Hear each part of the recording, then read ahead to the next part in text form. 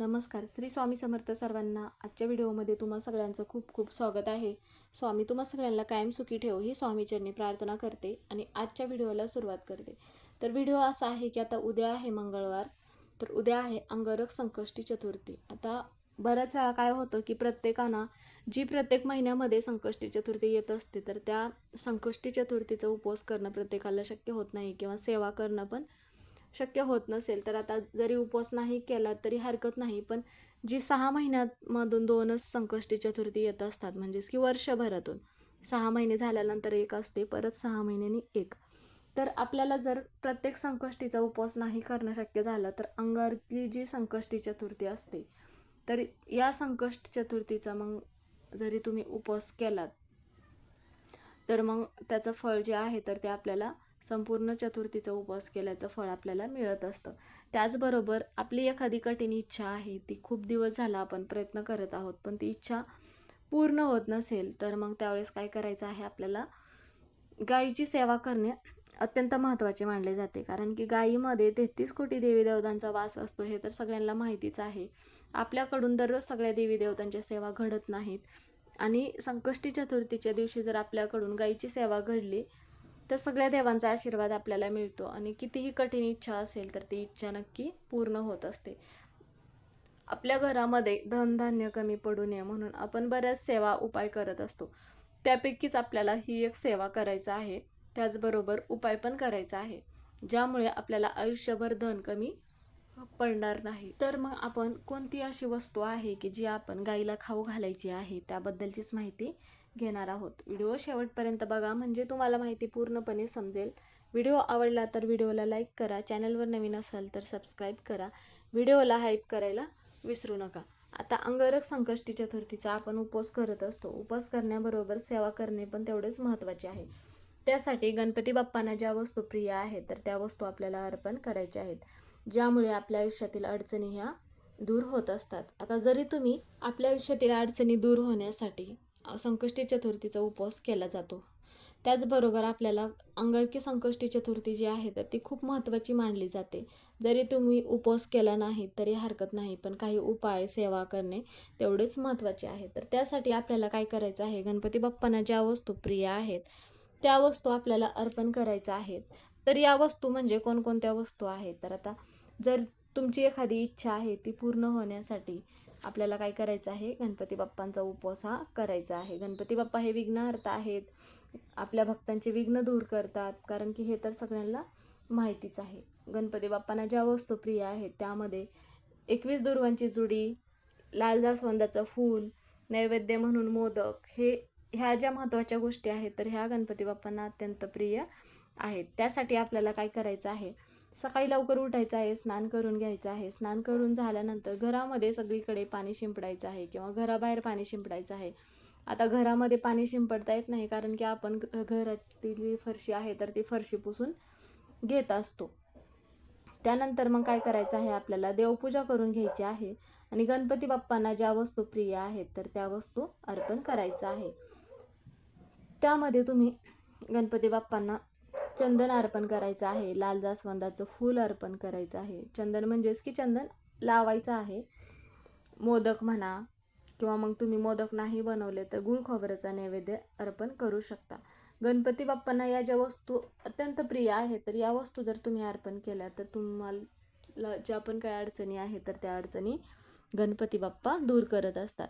आता दिवसभर उपवास केला जातो आणि संध्याकाळी चंद्र बघून, म्हणजेच की चंद्राचा मुहूर्त जी वेळ आहे ती वेळ बघून मग गणपती बाप्पांची पूजा वगैरे केली जाते, आरती केली जाते आणि गणपती बाप्पांना मोदक बनवले जातात आणि मग नंतर उपवास सोडला जातो चंद्राची पूजा करूनच. असा हा अंगारकी संकष्टी चतुर्थीचा उपवास असतो. तर आपल्याला गाईला जी वस्तू खाऊ घालायची आहे तर ती वस्तू मग काय करायचं आहे, आपल्याला आपण दिवसभरच ही वस्तू जी आहे तर ती आपण गाईला खाऊ घालू शकतो. हे तर सगळ्यांना माहिती आहे, कारण की संध्याकाळच्या वेळेस प्रत्येकाच्या घरी गाय असेलच असे नाही. जर तुमच्या घरी गाय असेल, म्हणजे ज्यांच्या घरी गाय असेल त्यांनी संध्याकाळी गाईला खाऊ घातला तरीही चालेल. तर त्यासाठी मग तुम्ही हा उपाय दिवसभरातून कधीही करू शकता. त्यासाठी आपल्याला काय करायचं आहे, आता आपण गाईची जर सेवा केली तर आपल्याला गणपती बाप्पांबरोबरच सगळ्या देवी देवतांचा आशीर्वाद मिळत असतो. त्याचबरोबर गायीची सेवा जर तुम्ही संकष्टी चतुर्थीच्या दिवशी केलात तर भगवान श्रीहरी विष्णू तुमच्यावरती प्रसन्न होतात. साक्षात श्रीहरी विष्णू प्रसन्न झाल्यानंतर घरातील ज्या पण काही अडचणी आहेत तर त्या अडचणी दूर होत असतात. एवढं महत्त्व मग गाईला दिलं जातं. त्यासाठी मग काय करायचं आहे, एक चपाती बनवायची आहे. आता चपाती बनवत असताना त्या चपातीमध्ये आपल्याला काय करायचं आहे, एक अर्धा तास किंवा 1 तास अगोदर हरभरा डाळ जी असते तर ती डाळ आपल्याला भिजत ठेवायची आहे आणि त्या चपातीवरती थोडीशी आपल्याला हरभरा डाळ टाकायची आहे आणि एक गुळाचा खडा ठेवायचा आहे आणि तूप असेल तुमच्याकडे तर मग थोडंसं तूप आपल्याला त्यावरती ठेवायचं आहे आणि चपातीचा रोल बनवायचा आहे आणि अशा प्रकारे ही चपाती घेऊन गाईजवळ जायचं आहे. आता जिथे कुठे गाय असेल तर तिथे गाईजवळ जाण्या अगोदर आपल्याला काय करायचं आहे, एक तांब्या भरून पाणी घेऊन जायचं आहे. त्याचबरोबर गाईच्या जवळ गाईचं वासरू असतं त्यासाठी पण तुम्ही वेगळी चपाती म्हणा किंवा केळी, हिरवा चारा घेऊन जाऊ शकता किंवा इतर कुठल्या पण गायी असतात तर त्या गायींना पण तुम्ही खायला द्याल. अशा पद्धतीनेच मग जास्त तुम्ही घेऊन जायचं आहे. आता बऱ्याच जणांना असा प्रश्न पडतो की एकादशी म्हणजेच की एकादशी असेल किंवा संकष्टी चतुर्थी असेल किंवा इतर कुठले दिवस असतील त्याच दिवशी आपण गाईला खाऊ घालायचं का, गाईची सेवा करायची का, इतर दिवशी करायची नाही का, असा प्रश्न पडत असतो. पण प्रत्येकाच्या घरी दररोजच गाय असेल असे नाही, कारण की आपल्याला दररोज गाय असण्यासाठी शहरी भागामध्ये असल्यामुळे गायींचं प्रमाण खूप कमी आहे. त्यामुळे मग प्रत्येकाला शक्य होत नाही. म्हणून मग विशेष जे दिवस असतात, संकष्टी चतुर्थी असेल किंवा एकादशी असेल त्या दिवशी तरी आवर्जून आपल्याला गाईला एक चपाती खाऊ घालायची आहे. तर काय होईल की आता ज्यांच्या घरी गाय असेल त्यांच्याकडून तर दररोजच गायीची सेवा घडत असते. गाईला चारा म्हणा, चपाती म्हणा किंवा पाणी पाजणे, ह्या सगळ्या गोष्टी त्यांच्याकडून घरी घडत असतात. आता ज्यांच्याकडून या गोष्टी घडत नाहीत त्यांना मग इतर दिवशी मग गायीची सेवा करायची आहे. एक तांब्या भरून पाणी घेऊन जायचं आहे. तिथे गेल्यानंतर गायीच्या पायांवरती पाणी टाकायचं आहे, गाईला हळदी कुंकू लावायचं आहे, गायीची पूजा करायचं आहे आणि त्यानंतर तुम्ही जी चपाती घेऊन गेला आहात तर ती चपाती तुम्ही गाईला खाऊ घालायची आहे. त्यानंतर मग गायीच्या जिभेचा जर स्पर्श तुमच्या हाताला झाला तर असे म्हटले जाते की 33 कोटी देवी देवतांचा स्पर्श तुमच्या हाताला झाला.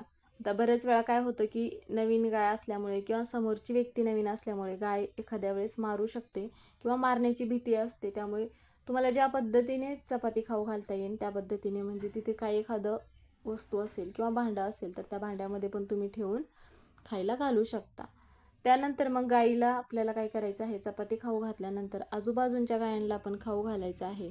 चपाती असेल किंवा हिरवा चारा असेल किंवा केळी, जे पण काही तुम्ही घेऊन गेला असाल ते. त्यानंतर गाईच्या प्रदक्षिणा घालायच्या आहेत. आता गाईच्या किती प्रदक्षिणा घालायच्या आहेत तर 3. प्रदक्षिणा घालत असताना ओम गण गणपते नमः असा मंत्र म्हणत मग प्रदक्षिणा घालायच्या आहेत. प्रदक्षिणा घालून झाल्यानंतर गाईच्या पाठीवरती हात फिरवायचा आहे. तुमची जी पण काही इच्छा असेल त्याबद्दल सांगायचं आहे, प्रार्थना करायचं आहे. इच्छा पूर्ण होण्यासाठी तुमच्या घरामध्ये ज्या अडचणी आहेत त्याबद्दल सांगायचं आहे. घरामध्ये सुख समाधान नाही किंवा एखादा व्यवसाय बंद पडण्याच्या मार्गावर आहे किंवा घरामध्ये लक्ष्मी टिकून राहत नाही, जे पण काय असेल त्याबद्दल सांगायचं आहे आणि प्रार्थना करायचं आहे. आपल्या घरातील दारिद्र्य नष्ट व्हावे म्हणून आपल्याला अशी ही एक वस्तू खाऊ घालायचं आहे. कारण की गायीमध्ये 33 कोटी देवी देवतांचा वास असतो. सगळ्या देवांचा आशीर्वाद आपल्याला मिळावा म्हणून आपल्याला अशी एक सेवा करायची आहे. त्यानंतर मग काय करायचं आहे, घरी यायचं आहे. घरी आल्यानंतर देवघरामध्ये आपल्याला एक तुपाचा दिवा लावायचा आहे. आता जर तुमच्याकडे तूप नसेल तर इतर कुठलेही तेलाचा तुम्ही दिवा लावू शकता.